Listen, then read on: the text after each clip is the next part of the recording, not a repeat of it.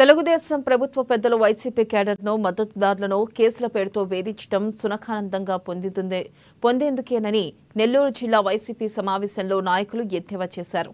Regional కోఆర్డినేటర్గా నియమితులైన మిథున్ రెడ్డి ఆధ్వర్యంలో జిల్లా వైసీపీ నాయకులంతా పార్టీ కార్యాలయంలో సమావేశమయ్యారు.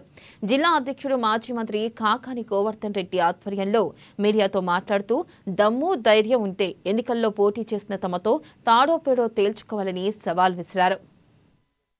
పెట్టిన తప్పుడు కేసులు కానీ అదే విధంగా సోషల్ మీడియాలో పెట్టిన కేసులు కానీ ఏ సమస్య వచ్చినా కూడా ఎక్కడ ఏ సమస్య వచ్చినా కూడా లేదా ప్రజలకు ఏ విధమైన సమస్యలు వచ్చినా కూడా జిల్లా వైసీపీ నాయకత్వం అందరూ కూడా కలిసికట్టుగా ఆ సమస్యలు పరిష్కరించేదానికి కృషి చేస్తాము.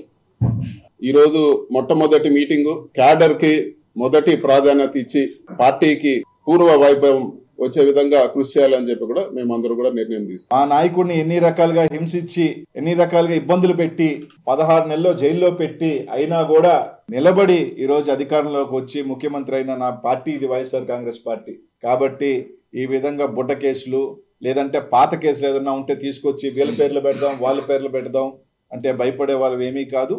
తప్పకుండా ఈరోజు వాళ్ళు ఎన్ని రకాలుగా నిజంగా తెలుగుదేశం పార్టీ ఎన్ని రకాలుగా సోషల్ మీడియాలో పెడతా ఉన్నా కూడా గతంలో మేము అనుకోని ఉంటే ఇంకా 10 పెట్టి ఉండొచ్చు. రైట్, ఈ రోజు మీరు ఒక దారి చూపించారు.